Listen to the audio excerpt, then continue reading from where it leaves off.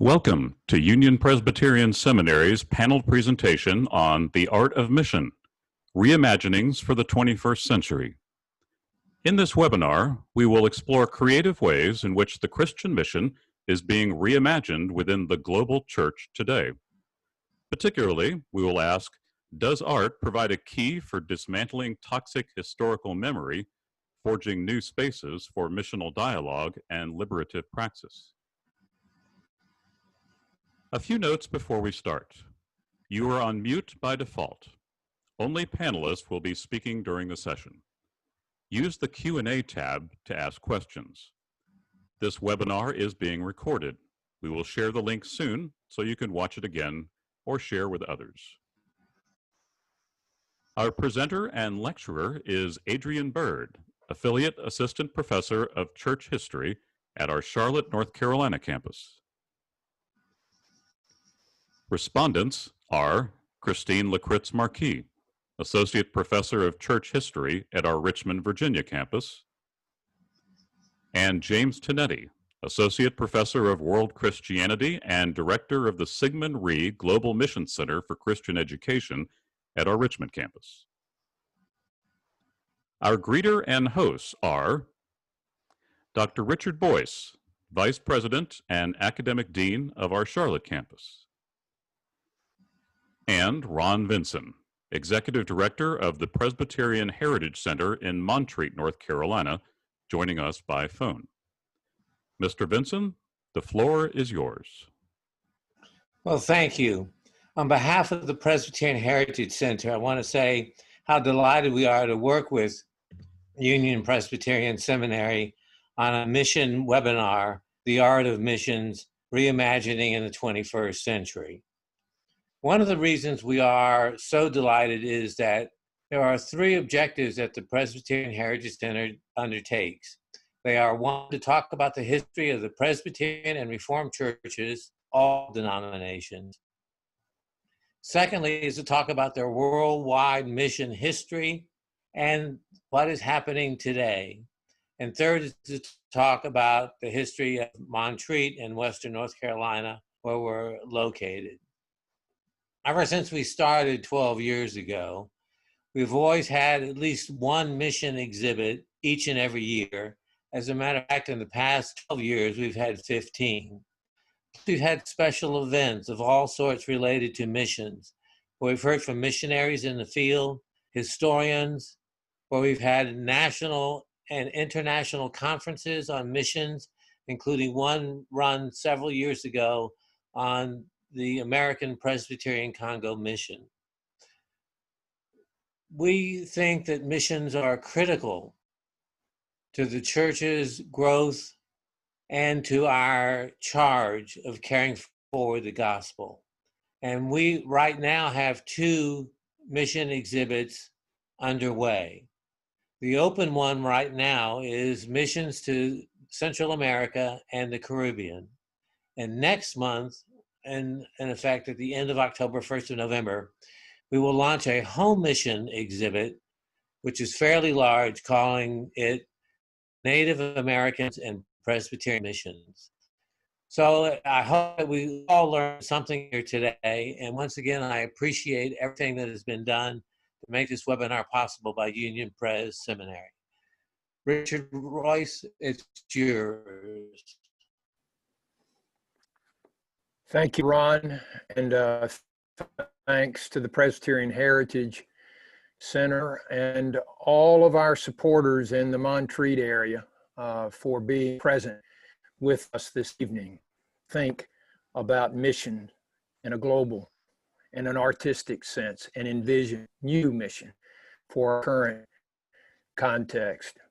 Ron, many of us wish we were up in the sacred hollows of Montreat this evening and gathered there at the Presbyterian Heritage Center in person.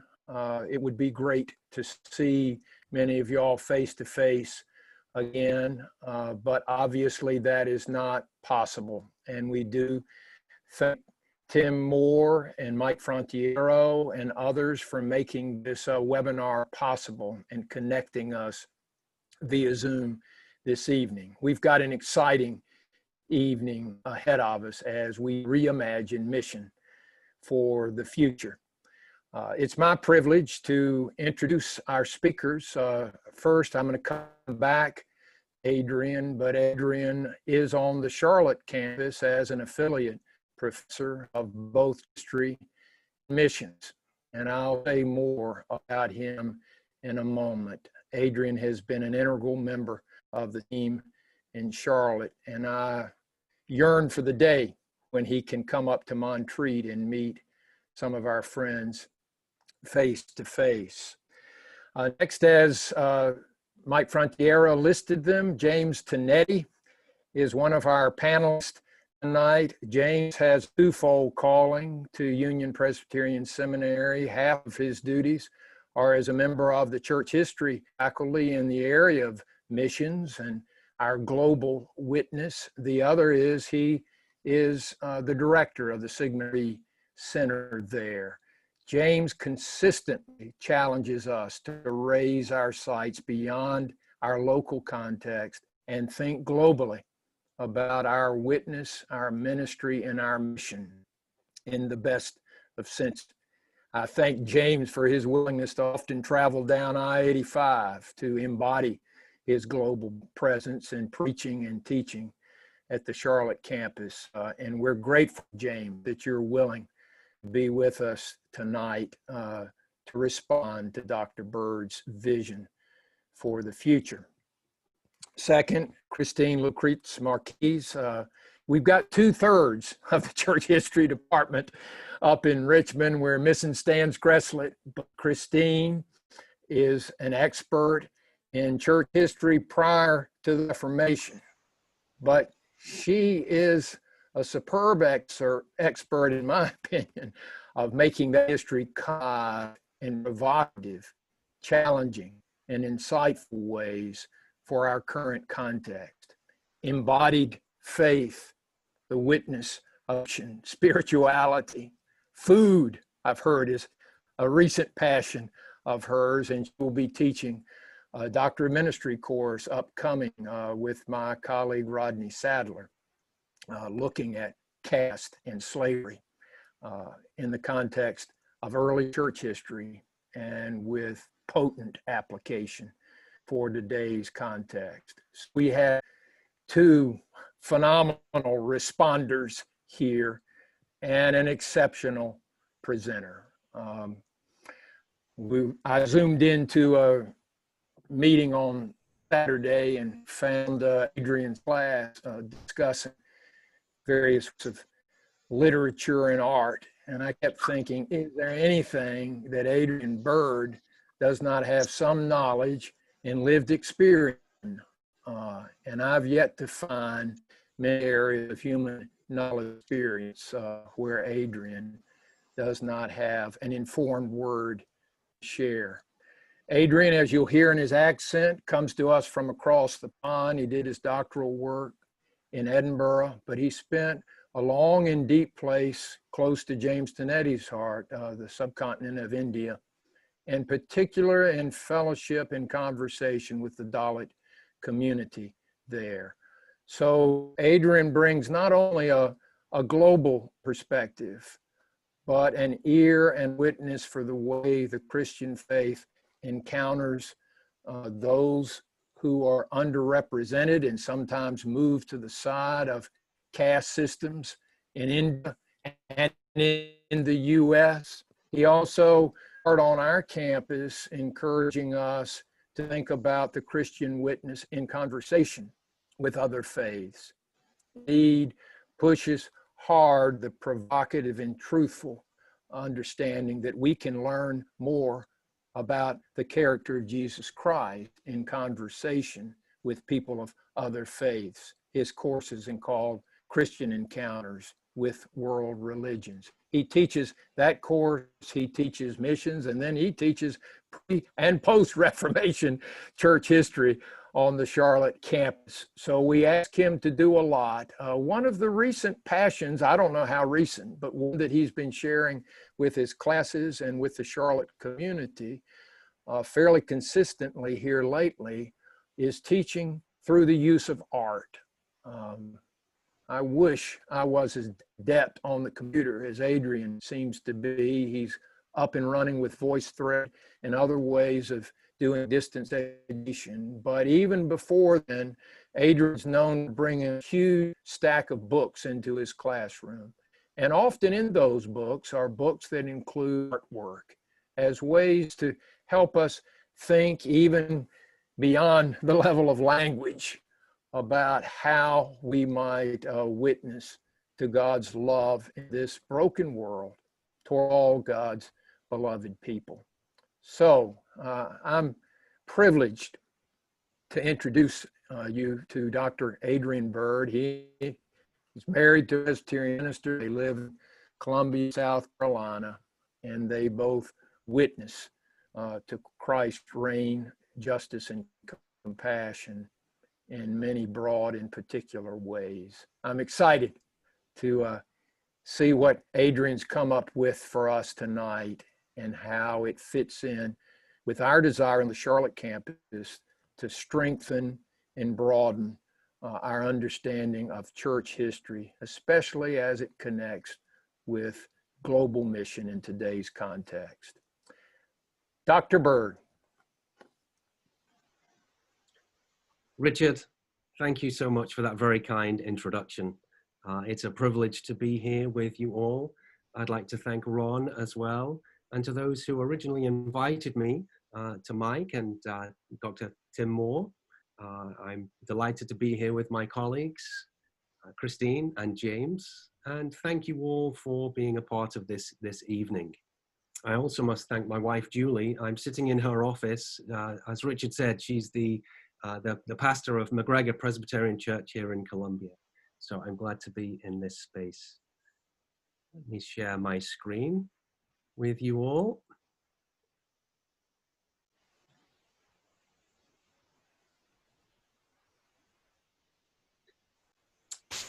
Wonderful. I hope you can all see that. So I thought long and hard about a 30-minute presentation, which really isn't that long. And I came up with the Art of Mission, Reimaginings for the 21st Century. So let's see where this will take us.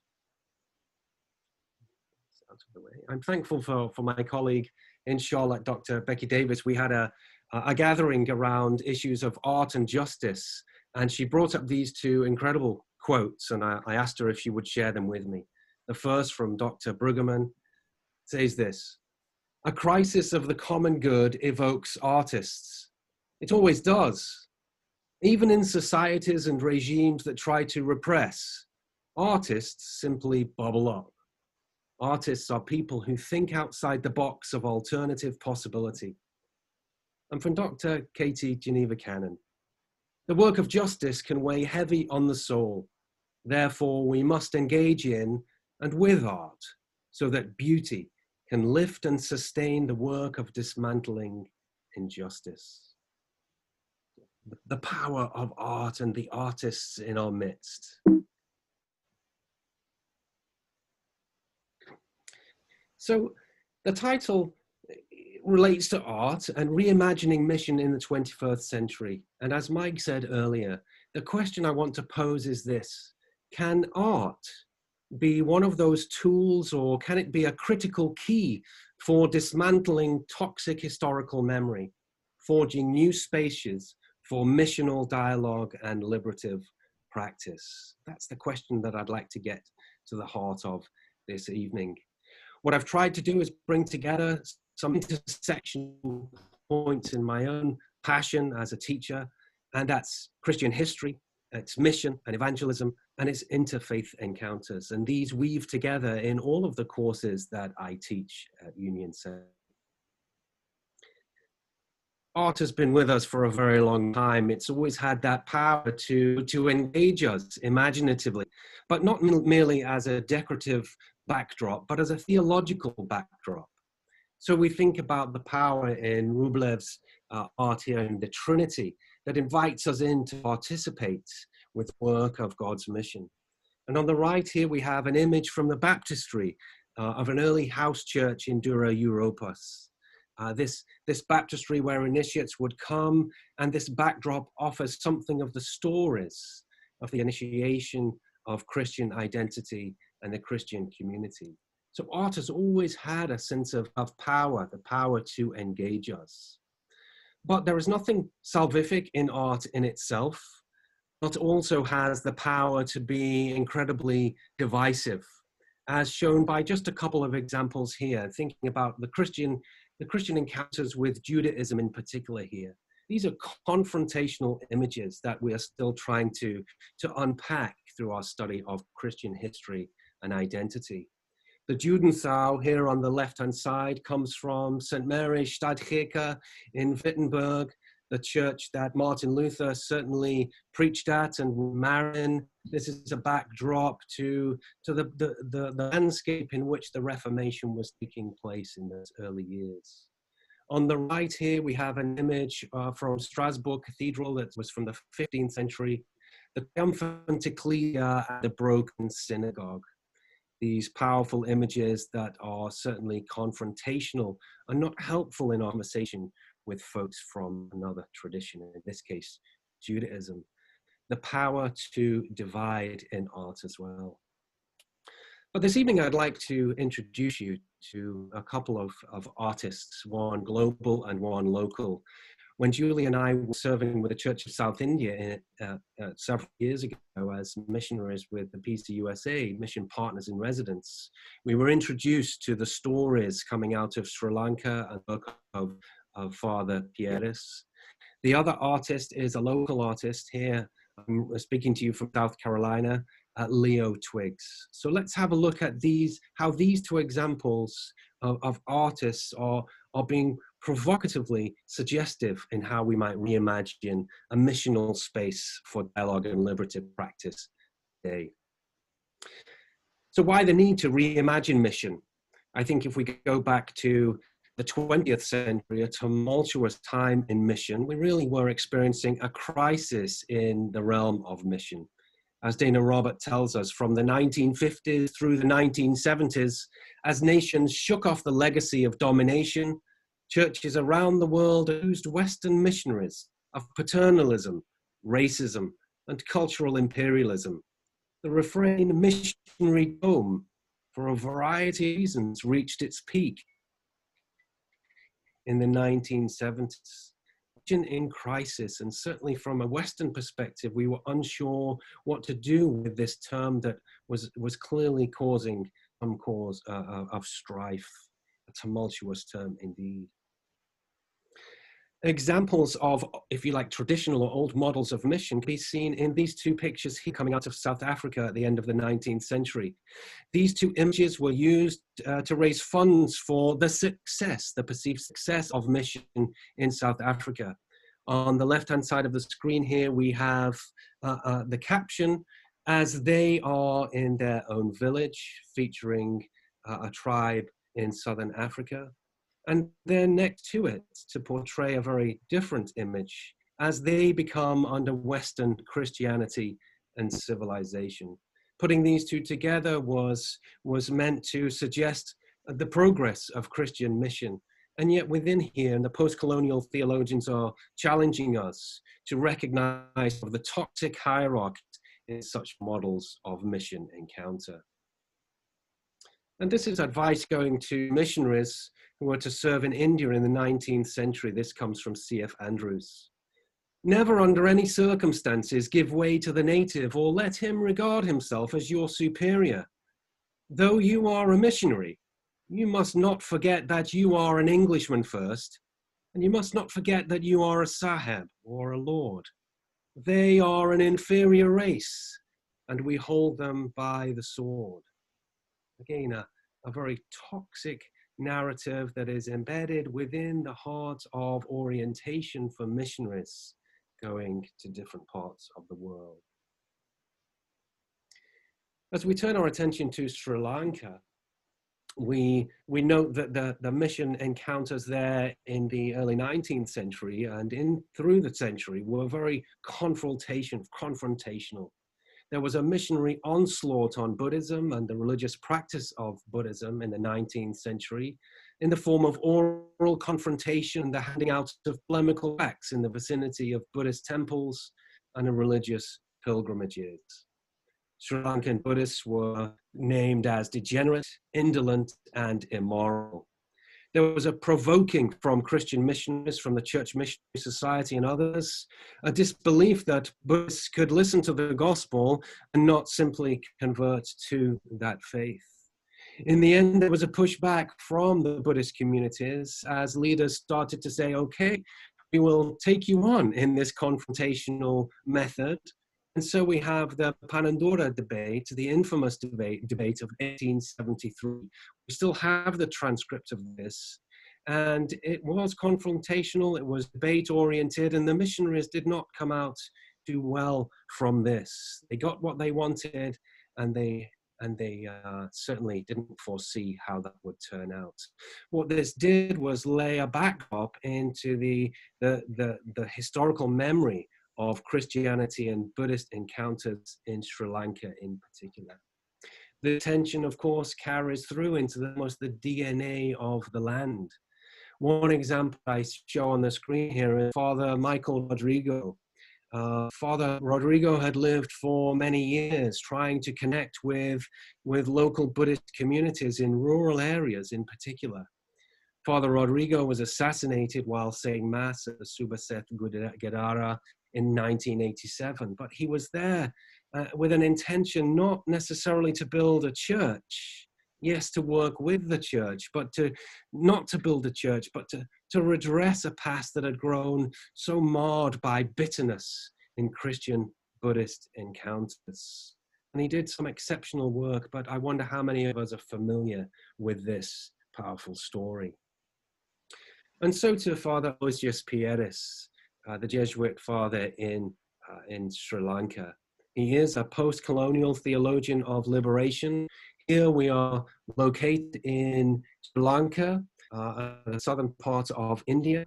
The context of Sri Lanka is important, certainly for Father Pieris, with certainly predominantly Buddhist communities, 70% to Theravada Buddhism, Hindus, and Muslims and Christians make up a very small percentage, and the majority of the Christians are Roman Catholic. This tells us there is no church that is not local. This is not to say, however, this does imply that all local churches in Asia are necessarily local churches of Asia. Most of them, says Pieris, regrettably, are local churches of another continent, struggling for centuries to get acclimatized to the Asian ethos. Obviously, says Pieris, he refers to so-called Western missions, Asian branches of local churches, such as those of Rome, England, and so on. A local church in Asia is usually a rich country working for the poor, whereas the local church of Asia, says Pieris, could only be a poor church working with the poor, a church that has been evangelized, a church that has become good news to Asians. This church, however, is a little flock, a tiny minority in Asia, and has no monopoly on this mission. The great religions also claim to possess a message of liberation for the poor of Asia. That is why local churches in Asia look upon these religions as rival claimants. But in the local church of Asia, says Pieris, they will already have become collaborators in a common mission in Sri Lanka. Inculturation is a term that Pieris unpacks for us, and he says that typically it means the insertion of the Christian religion minus European culture, but into an Asian culture minus non-Christian religion. But how can this be, he says, in the context of religious plurality in South Asia? It's inconceivable for him. For Pieris, there should be a double baptism of the church. The church of Asia, he says, must be humble enough to be baptized in the Jordan of Asian religion and bold enough to be baptized the cross of Asian poverty. This is the only way the church can be in Sri Lanka. It's a shift then from the confrontational or the assumptional mission to us. It's moving forward to a sense of mission with others, including those who are non-Christian. I'm going to show a clip of Father Porous talking about some of the artwork that comes from the Tulana project in Sri Lanka, but I must set up the context just very briefly. There were many ethnic tensions between Tamils and the Sinhalese, and these marinated in the context of colonialism prior to independence in 1948. But those ethnic tensions certainly continued beyond independence, and it led to a catastrophic civil war between 1983 and 2009. In 1989, and Porous will refer to this, the Indian Army was in the north fighting against the Tamil Tigers, and in the south, the Sri Lankan government forces were fighting against the revolutionary JVP forces. Sri Lanka has become something of common in the discourse of international language, not only because of the civil war, but also the Easter bombings that took place in the churches in 2019. But from that civil war, and I would encourage you to go and just glimpse some of the story, because it is tragic on every possible side, with war crimes being committed at each side of that destructive war. It is difficult to calculate how great the consequences would be if we, the world, continues in the absolute failure to address the truth and the horror of what happened during that civil war in Sri Lanka. This comes from Amnesty International. And from William Shabbos, the crimes leave wounds that return and return again and prevent society from healing and from moving forward. There is much pain, there is much division, there is much tragedy, toxic historical memory. An item that I'll bring to your attention before I introduce you to Porous and his words and his artwork is the Pieta. This is the classical image, the sculpture that comes from Michelangelo, and the Sri Lankan Buddhist artists are going to play on this classic image as they interpret art in the context of the war. Currently, this is in Vatican City. So let's turn our attention to Odysseus Porous. The floor is his.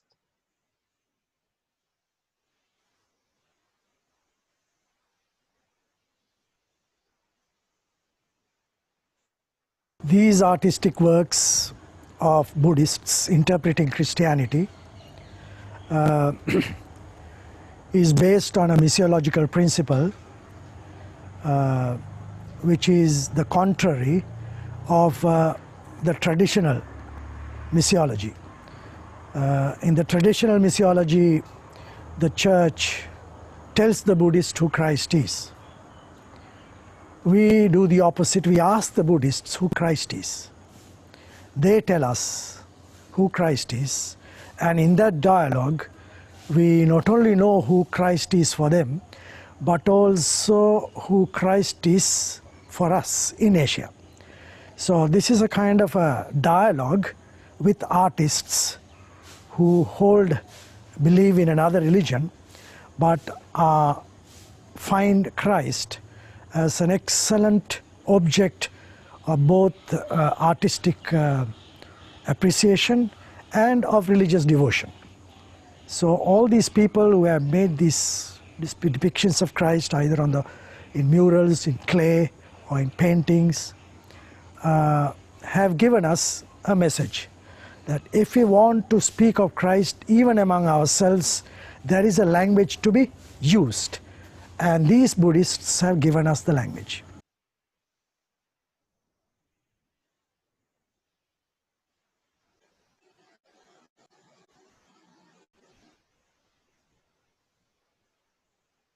The artist has called this Pieta Lanka, 1989.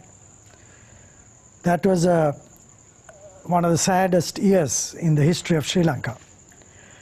The Indian army was fighting the Tamil rebels in the north, rather Tamil revolutionaries, and the Sinhalese army was fighting the Sinhalese revolutionaries in the south.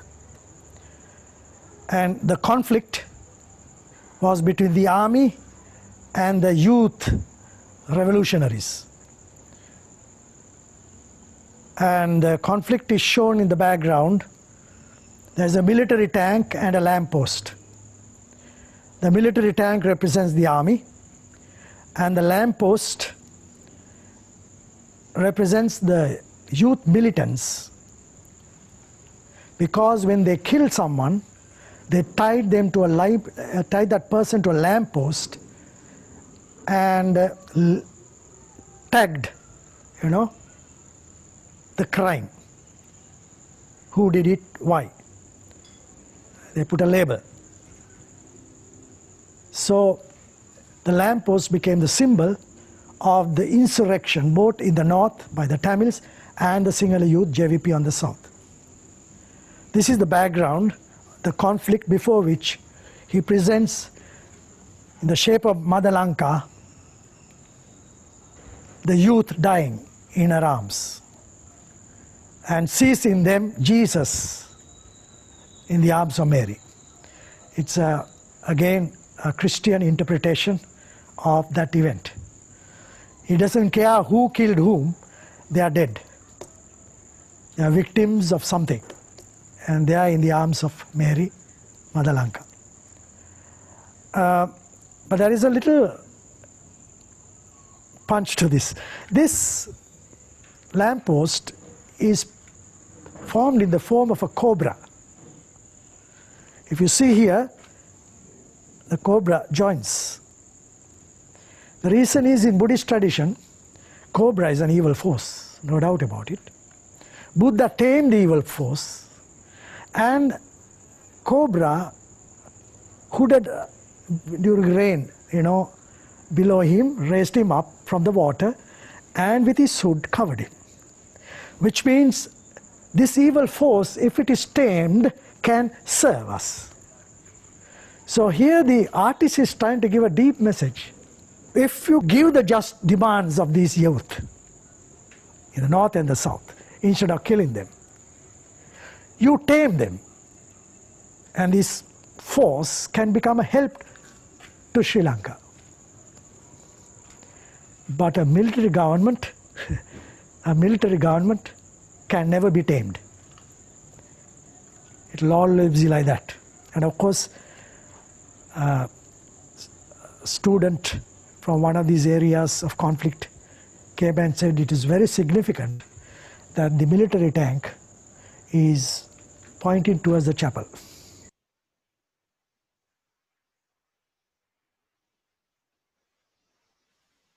This is the time, if we were in a class, we would get into breakout groups to just under the image and try to express what we took from that, what we saw, what we heard, how that image, those images engaged us as we learn a little bit more of the backdrop, the context in which that art is presented. I wish we had more time to talk about the art itself, but I must move on quickly to the missiological principle that Pierre has talked about there.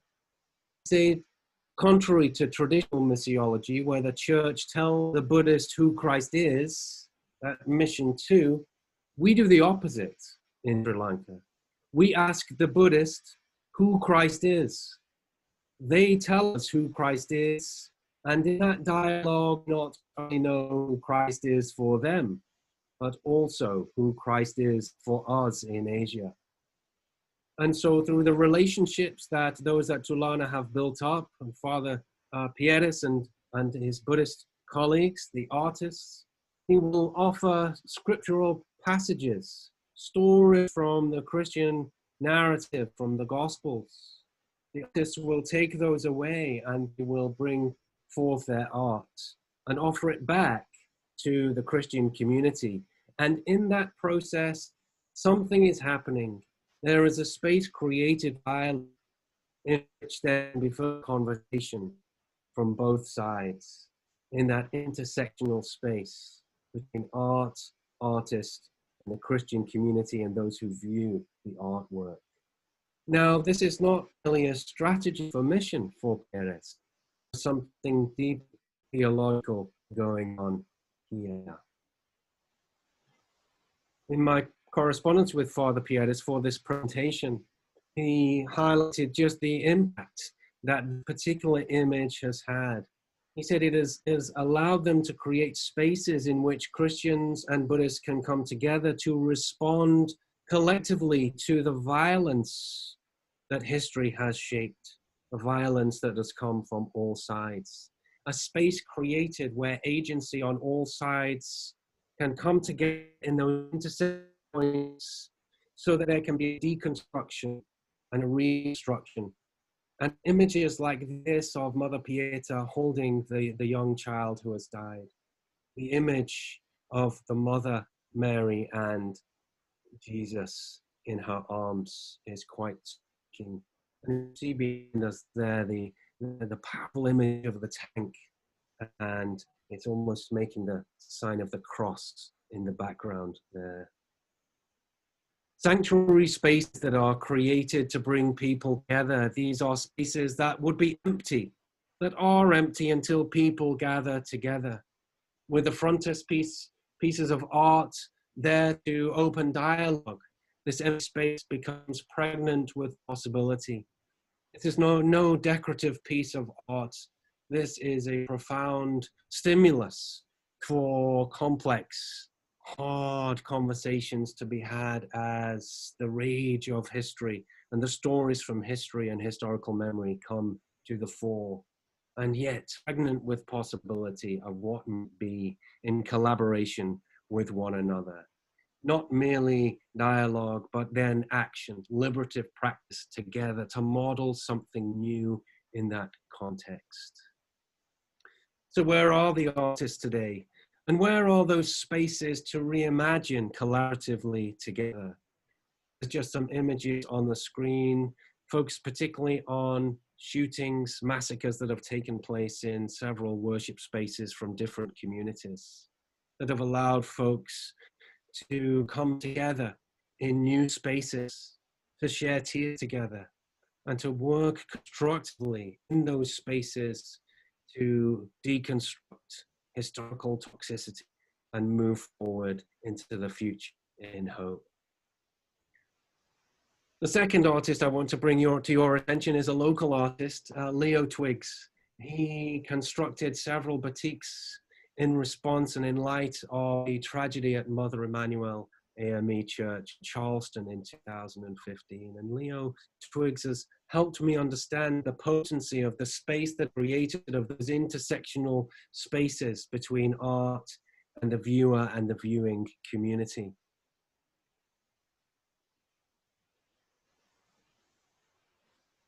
Leo Twiggs, as an artist, was trying to wrap his head and his heart around the tragedy that had taken place in Charleston. And he had to use his art to understand the hate and the prejudice that led to this massacre, and also the response from the community as it came together in the aftermath of the tragedy. He's an artist, and he used his art in ways that allowed him to bring out his own feelings of pain and rage, sadness, fatigue. He journeys through his 9 batiks representing the 9 who were executed in that Bible study. We see in the opening image on the left here, and these are separate images that I just pieced together. The journey begins with the target. This was an intentional targeting. But these other images which show the X's to mark where the body lay in that church, and the Confederate flag there, to tie not as a isolated incident, but as something that has a backdrop deep into the hate, the DNA of hate and prejudice and racism in this part of the world. But he doesn't stay here, he journeys. The model that has come from that particular community, he wants to express something of that journey through his art. So these X's start to morph and move. I mentioned earlier Leo Twiggs, and in a correspondence with him, he allowed to share these images in the hope they might be profound and powerful. But Leo Twiggs has again taught me there is a connection, this intersection point between the artist and what the artist hopes to show and the stories that the artist wants to bring to that particular piece of art. The pain, the struggle, the movement, the love and the hope. And the person viewing the art also has agency. They are multidimensional, and they come to that space and they engage with that artwork before them. There are many intersectional spaces created here. And then there is the viewing community, as others come with their different lenses to view this art and bring their experiences and their perspectives of faith to the encounter. The particular exhibit that I first saw was at the State House in South Carolina in 2018. The exhibit brought people together, and as they showcased the artwork of Leo Twiggs, the art organizers decided that there must be a space beyond the art, so there could be community conversations, circles of dialogue around the issues that were raised by critiques and by Leo Twiggs's artwork. And so they created sanctuary spaces, intersectional spaces that were empty and soon full. And in the midst of their rage and their lament and their hopes and dreams and experiences, folks gathered, having experienced the art, to have well-led conversations. I was the chair of Interfaith Partners of South Carolina at the time, and I was approached because the organizers at first intended this to be a Christian conversation. After all, this tragedy took place in a Christian church, but they realized that these circle of dialogue needed to be community conversations around race and around hate and prejudice and violence, historical memory, toxic historical memory. It was a conversation that must be open to all, including the interfaith community. And so they approached us in their wisdom. And so we leaders from Interfaith Partners of South Carolina who became leaders of the conversation in these circles of dialogue. We were trained and oriented to ask the right questions and let the space develop.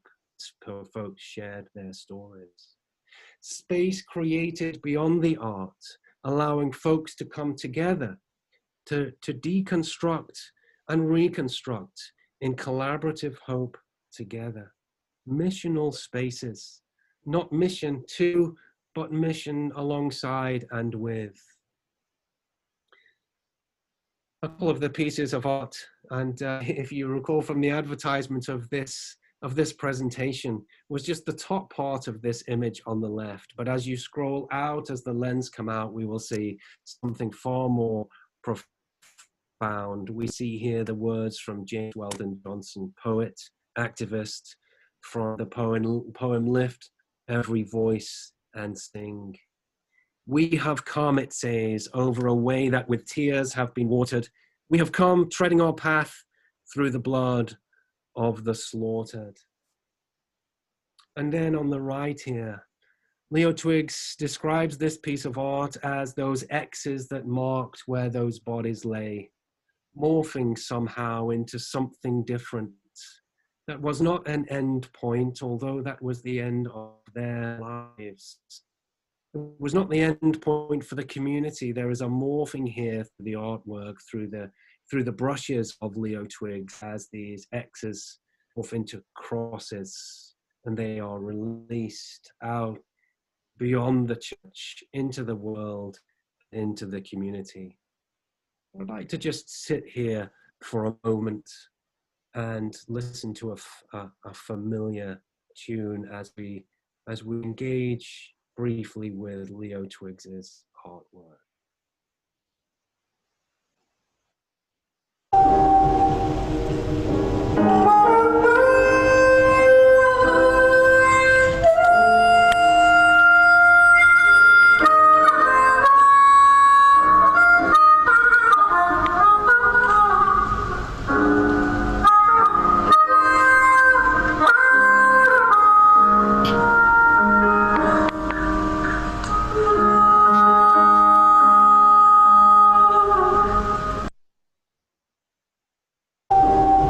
Once again, with the artwork of Leo Twiggs, sanctuary spaces were created for people to gather. Empty spaces turned into spaces that were pregnant with possibility through the dialogue, the collaborative dialogue of people gathered together from their different faith perspectives. As Christians, do we have a word to bring to that context? Of course we do. We have good news to bring to that context alongside other pieces and words and stories that come from others. Collaborative spaces, mission with, entering into dialogue and looking ahead, liberative praxis, plans put in motion. Before I close with my last couple of slides, we've talked a lot about intersections between the art and the artist and the viewer of the art.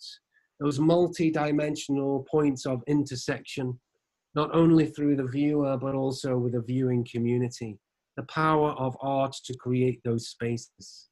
So I ask, what does mission look like when we understand Christ within, at the heart of those intersections? We talk often of Christ at the intersection of the divine and human. We're right in the heart of that, the ecumenical councils of the early church in our class at Union Seminary. What about the intersection of life and death? Christ present there. In the intersection of the church and the world. The intersection, in the case of Father Porous, of Buddhism and Christianity. Where is Christ present, that intersection? The intersection of the oppressor and oppressed. And the intersection of injustice and injustice. Injustice and justice, the point where these intersect. Where is Christ? Is there news in the presence of Christ in that space? And I end with one of my favorite quotes from David Bosch, who says that we are not left without a compass.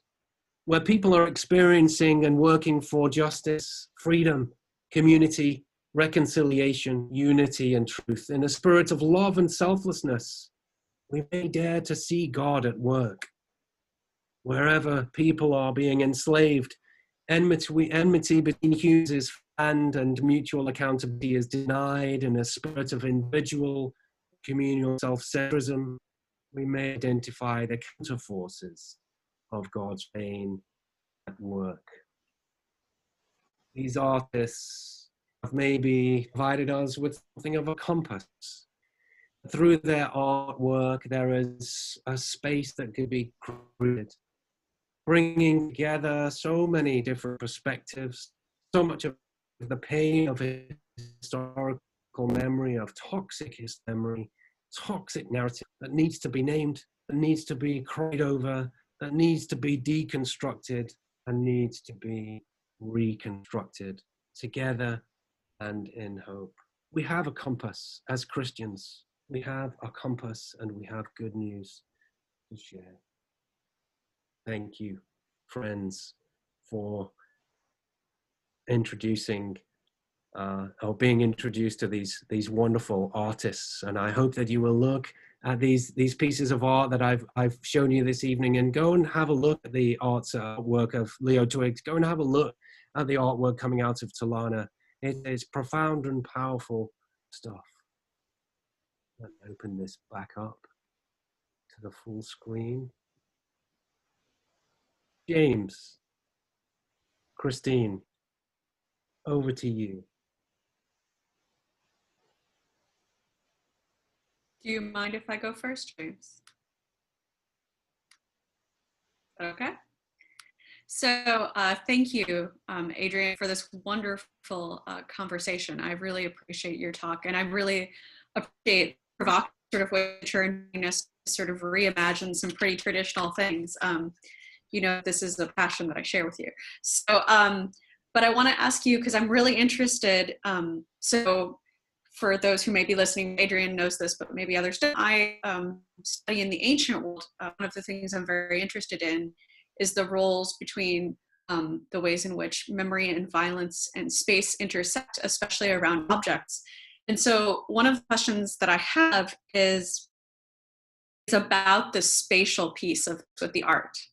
So I think that both of these pieces invited in, but I wonder if you could say a bit more about the different work these spaces do, because what I'm thinking, what at the back of this question, right, the bigger question is, you left us with this beautiful image of the intersectional, but these spaces and the art and the ways that they're situated in the spaces also are differently intersectional. And so I want to imagine how we might recreate similar spaces. And so can you say a bit more about the ways in which the media matters in this intersectionality? Thank you, Christine, for that observation, that comment, and that question. There's something very organic, I think, about these spaces. As you and I both know, as we engage with our students and we look through history, history is not just a story that needs to be passed on. It has always been organic. It has always been very engaging. And Christian history has always been about finding those spaces to encounter others. Sometimes those spaces are fraught with tension. Sometimes they are sanctuary spaces. We think about the persecution in early Jerusalem and the spreading of the disciples and those who were following Jesus. And as they traveled north, south, east, and west, perhaps some feeling the sense of persecution, looking for sanctuary spaces somewhere, but it was full of organic encounters with others in such a diverse and pluralistic context. And yet spaces were found, and they weren't prescribed or controlled spaces. There was something organic about them. And in the midst of those spaces, there was a need to find some kind of a vocabulary, some kind of a common drive to ask good questions, to receive good questions, and to listen to answers. And this is how Christian identity is formed, as the theological questions are asked by others, and the disciples then have to find ways within that space, sometimes perhaps going back into their own internal spaces, to pray together, to look at scripture together. And we think in particular of Acts chapter 15 and that first council in Jerusalem. They came together to say, what must we do in the context of, do we continue the rituals of Islam in terms of circumcision, in terms of ritual food and purity? And they came together and decided, well, no, it can't be exactly like that to Gentile communities, very diverse communities. But they went back out there into those spaces, into those organic spaces, and they brought new vocabulary that they had kind of figured out on the run as they gathered together and prayed and sought the wisdom of the Spirit and scripture. So I think these spaces are not prescribed spaces. They are not boxed in spaces. There must be a room there for the oxygen to allow the fires to burn. Thank you. Dr. Bird, thank you for your insightful presentation. Christine, I thank you for reminding us that mission is an art, and that art can be a source of rethinking, reimagining, and reimaging understandings and practices of mission. And you especially stretched our imagination. You took us to South Sri Lanka, to Father Aloysius Ferris. And you also brought us back right into Charleston, South Carolina, our own neighborhood, where there's something similar happening. Of course, Aloysius Ferris would stop with poverty and multi-religiosity, but something that is ethnic and racial conflict, which was once a weapon against the colonizer, now has become a weapon against each other within our own context. I have an observation to make and a question to ask. Of course, You told us ask, listen, and learn from the other so that we enhance our understanding of not only mission but of God. We understand God better, we listen to others. Thank you for reminding us. The observation is that in other there is a kind of the victim, the victor, the oppressed and oppressor. And there is this, and in between there is something more, the indifferent majority and the critical ones who question and say, okay, through my heart, I'm going to question this. So should our missiologies that need to be relevant also be prophetic? If so, where to find those images that make our missiology prophetic? The other question that I have is, the people that our audience now who are graciously listening to us, and in the congregations that they go to, we deal with practitioners of mission. And what do you suggest to this, our audience now and the congregations, the church in the US, that we should treat and consider as sources of our, what images do you want us to go and what practices do you suggest that we should do in reimagining mission?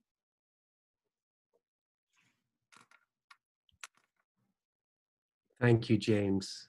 And I know you have had some experience as we've talked in preparation for this in your own conversations with Hindu artists that allow for some challenging, insightful conversations around in the space that created through art. So I'd love to hear something of that also, if I have the right to ask a question back.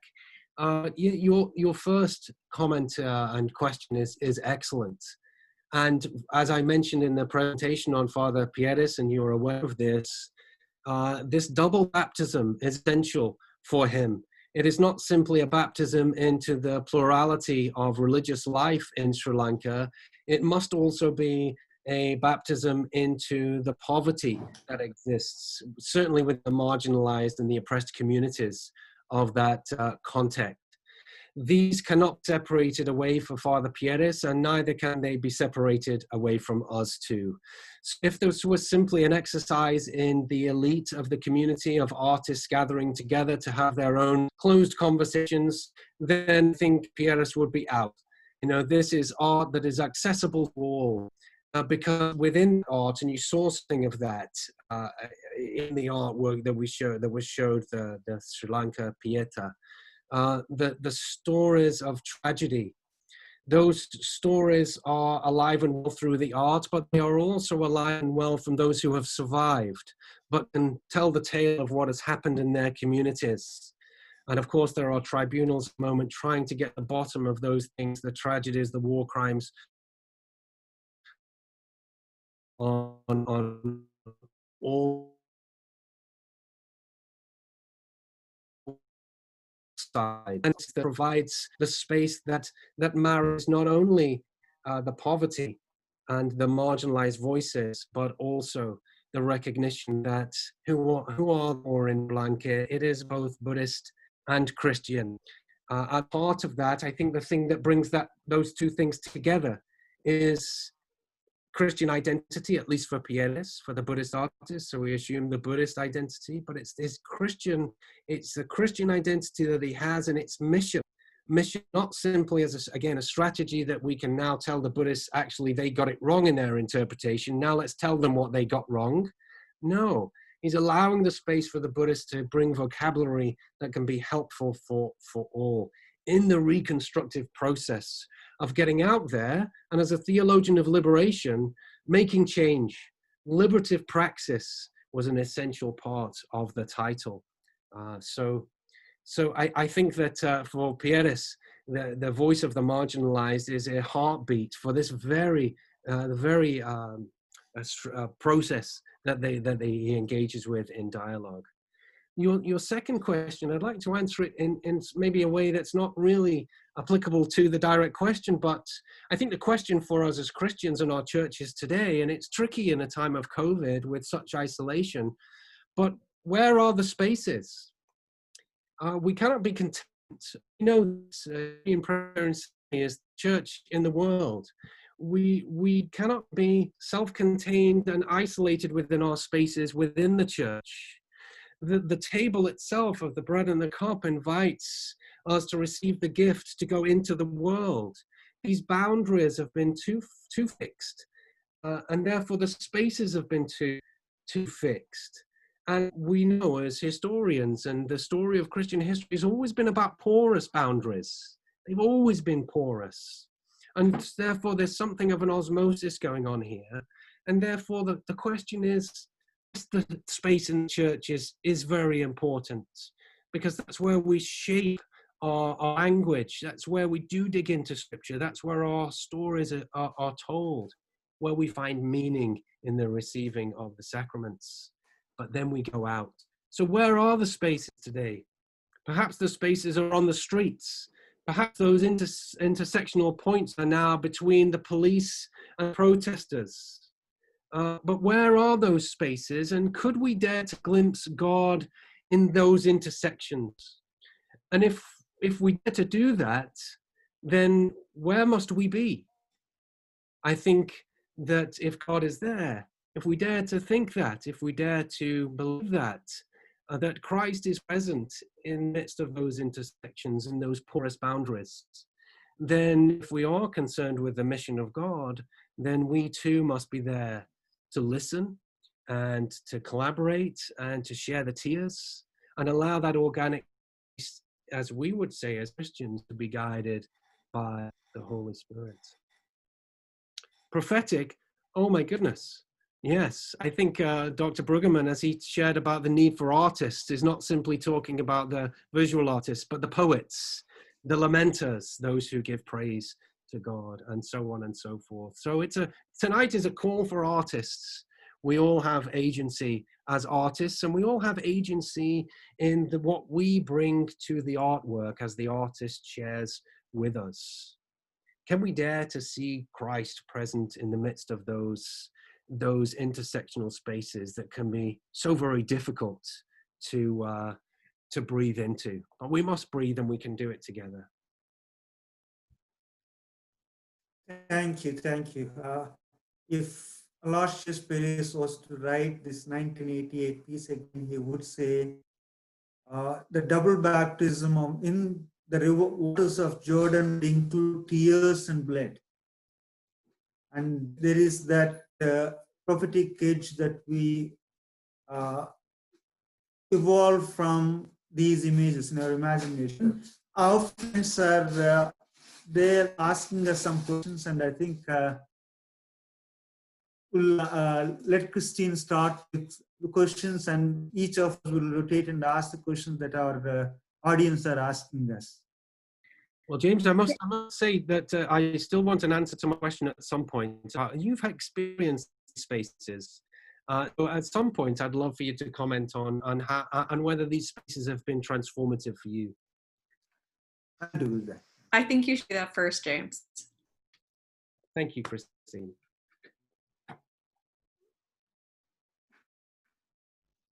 Of course, the traditional one has been these liturgical and the so-called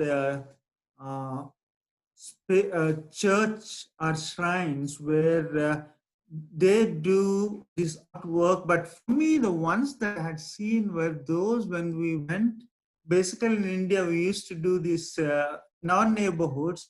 We had Muslims, we had Hindus, and we had non-religious folks, and we go in there, we do have this artwork of Jesus being placed along with the deities, and my view of this image of Jesus always gave me a kind of opened my eyes to Jesus that Gospels would not and cannot present to me. I think on the walls of houses, there's one place. churches, another. The third one is on the streets in a different way. Beggars, in the sense, people who want some money, loitering around and want to use the art. Of course, God is an artist, why not me? So they would draw different deities on the streets, so people who, religious people walking by would throw some money. So in a way, out of their hunger, out of the pain, comes a representation of God, an image of God. Enriching our understanding of God, of course, it adds a few more cents to a daily income. That's one space. And of course, there are eclectic pieces that are done by professionals like Jyoti Sahi and a Dalit who used artwork genre of the dominant and what do you call, came up with a kind of hybridity of appropriating the genre of the dominant so as to express the pain and suffering that he goes through. These are the spaces that I came across. As you know, and some of our audience would know, in this country, when I was here, overseas ministry study center that host artists. 12 of them, at least 4 of them happen to be women from Asia. So we do have those spaces, and occasionally congregations do have artists and residents, predominantly from here, but some from elsewhere in the world, learning from our Christian and non-Christian friends abroad about how we can understand God and how we can engage in mission. Long answer to your question, Adrian. Thank you, James. Yes, thank you both. I'm really enjoying this conversation, and I actually am excited that I get to share this sort of Q&A question, because I wanted to ask something in a similar vein. One of the things that's coming up is sort of this issue of violence and the emotive engagement of that. And so I wondered if we could say a bit more about that. And in particular, the question was, in these interfaith conversations you were in around Leo Twiggs' work, like what the emotions and reflections in that interfaith sort of conversation, right? So, because I think this is an important part of this, right, is art, whatever we mean by that, the images that you shared with us, but music and poetry are always trying to grasp at things that we can't quite grasp in everyday language, right? In just conversation. They're trying to point to a whole sort of emotive range and a response to violence. And what were those like, and how do you shift from this place of pain and suffering into something hopeful? Thanks, Christine. That's an excellent question, and I thank the person who offered that. Interfaith conversations are sometimes tricky to navigate, and so it takes a good amount of trust, a good amount of commitment, and a good amount of time to build relationships. And so spaces for people to come together are really invitations to begin building of relationships. And we each come to those spaces, certainly if we've been inspired or challenged by the artwork, in multidimensionality, and we bring our emotions to that space. So it does need some careful navigating. But over time, the hope is that the folks you meet in those spaces, you will continue to meet in other spaces as well, and begin to collaborate with one another. I was very fortunate, as part of Interfaith Partners of South Carolina, we received the FBI Director's Community Development Award, Community Leadership Award, for the work that was done in Colombia after the Pittsburgh shooting in the Tree of Life Synagogue. And we were able to say to those who gave us the award, well, we thank you for the award and the way we were able to mobilize people quickly in the aftermath of that tragedy alongside other partners as well. but it's taken us years and years of meeting in spaces, different spaces, to build those relationships so that when we need each other, we can pick up the phone, we can email one another and say, we need to be with each other. We need to stand shoulder to shoulder in solidarity with one another because there's human hurt. So spaces are always invitational. And I think that what one hopes for is that even if they're just moments in time, that there is something sustainable to take away when we listen to one another's stories. And even if relationships can't be formed, as one hopes they would be, beyond that space and into other spaces, there are still takeaways that each person will take into their other spaces to share with us. Again, very organic, but the alternatives are to engage. And if that's the case, then the future is not very hopeful or bright, and the deconstructive opportunities are not there, and that toxic history continues, as expressed in that example of Father Rodrigo, who was assassinated in trying to build relationship because something toxic had been building over time. Enough is enough, and we, as Valerie Kaur, the Sikh activist, tells us, we need to find the spaces to come together.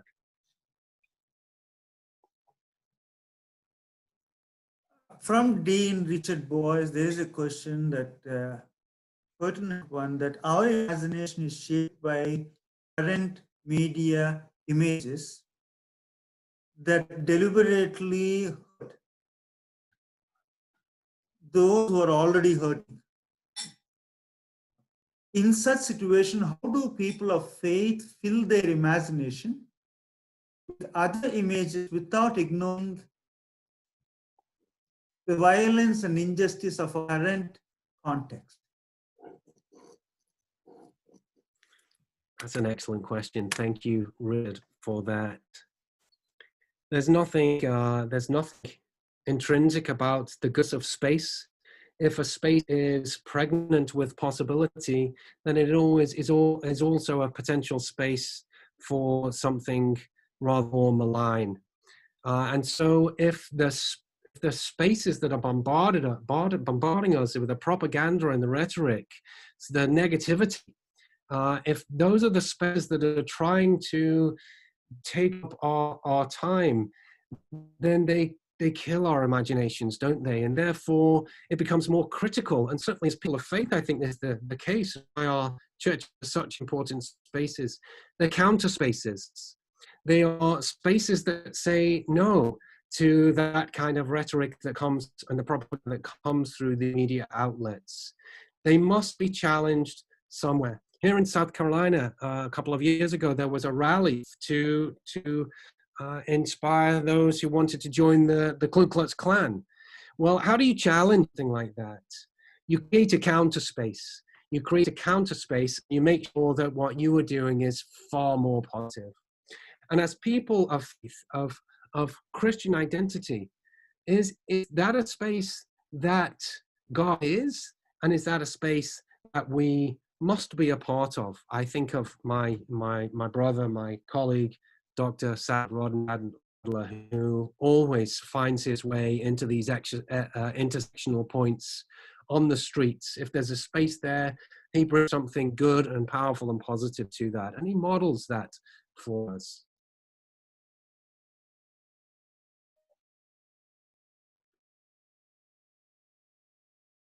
That's wonderful. I wanted to ask, there's another question that I threw in this vein. During the Sri Lanka Civil War, one of the things that's being, they're using their art as a weapon, is the way one of our viewers describing it, to influence public opinion and contribute to a peaceful solution to the Civil War. And so it's a similar question. It's sort of build or press a bit more on what you were just sort of talking about. Do you think art can transmit powerful ideas and messages that words cannot, particularly in our context today? So, and how do we begin to create spaces where a piece of art fosters conversation and dialogue with others and helps us live into our missional call to do justice, love, kindness, and walk humbly with God? Oh, thank you, Christine, and thank you to the who offered that question. There is a dean student at Union Presbyterian Seminary called D'Angelo Dia, and he is an artist, and he has teach me.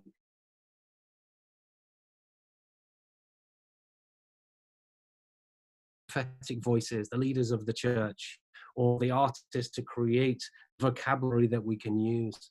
But certainly in the context of Sri Lanka, this was a way of engaging with the other, with the Buddhists in the midst of, at the time, in the midst of the civil war that was so catastrophic.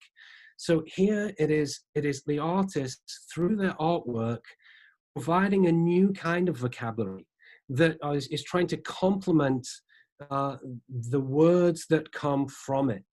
As we engage, or as folks engage with that artwork, what are the words that come to mind? And what is the poetry that comes from that? What is the pain? What are the emotions that all become a part of the vocabulary that is used building strong relationship? And again, as we know, teaching history, these are real life stories that are organic, that are multidimensional. There is no single monolithic encounter. People bring themselves into, including Jesus, and therefore we're always looking for the vocabulary that we can use. And if artists can help us in that, then I think we have a medium that has perhaps not been explored as much as it might. And of course, art can be used destructively, as I showed earlier, the Judenschau and the Ecclesia and the synagogue. By the way, there's a reconstruction of those two pieces of Ecclesia, the triumph of the Ecclesia and the synagogue in Philadelphia at the university, St. Joseph's University. And it's called Synagogue and Ecclesia for Our Time. And the image is very different. The synagogue is no longer blindfolded, holding on to a broken staff. Is able to sit as tall as the church, collaboratively together. A beautiful image. I would encourage us to go and look at that. I see Dean Boyce. Another question, Dean, or is Oh my, I could ask lots of questions, y'all, but I'm looking at our timesheet and it looks like I've got the cue again to move towards conclusions, y'all, and I regret that. Adrian, to some degree, I'm going to go back to that breakout session and have James, Christine, and you reflect together on that image, a lamp, a tank, and the Pietà. Thank you, Adrian, for opening up a space for us this evening to gather and to think imaginatively about God's mission for hope and healing in this broken context. James and Christine, thank you for your unique perspectives that you continue to bring to the work of Union Presbyterian Seminary and God's mission toward the world. Y'all, I'm reflecting on Erskine Clark's inaugural talk to this same gathering, where he used missionary narratives during times of pandemic to open up a space for us to reflect on the church's response in a time of pandemic. I think of Sunday school class just this morning where we happened to, believe it or not, we've been interviewing a person who specializes in the Joseph narrative, but we've been studying that in Sunday school and simply talked about the way a story, a crafted, shaped story can open up spaces to think about God's providence, issues of justice and migration, and our proper role in such situations. And tonight, Adrian, through the gift of art, you've opened up a space for conversation that can continue the rest of the evening in ways that would enrich not only our heads, I hope, but our hearts and perhaps even some of our action. Thank you for that image of double baptism and the reminder that seminaries in particular can sometimes make the mistake of talking so much about theology and God without changing our location and our context, especially in the midst of great disparities of wealth and income. I wish I could see all the people that are gathered here. I can imagine some of the faces because I know some of our good friends in Montreat who have been with us since the beginning of this effort. I simply remind you that this webinar's primary purpose is to keep us learning and growing and faithful as disciples, but its secondary purpose is to show us the deep importance for continually connecting church history and the study of evangelism and mission in ways that speak in lively, challenging, and provocative ways for our current context. That was a passion for the Curry family and continues to be a passion for the Curry family, the intersection between the study of church history and our ongoing mission in the world. And it's the purpose of trying to shore up that witness with the chair for church history and missions on the Charlotte campus.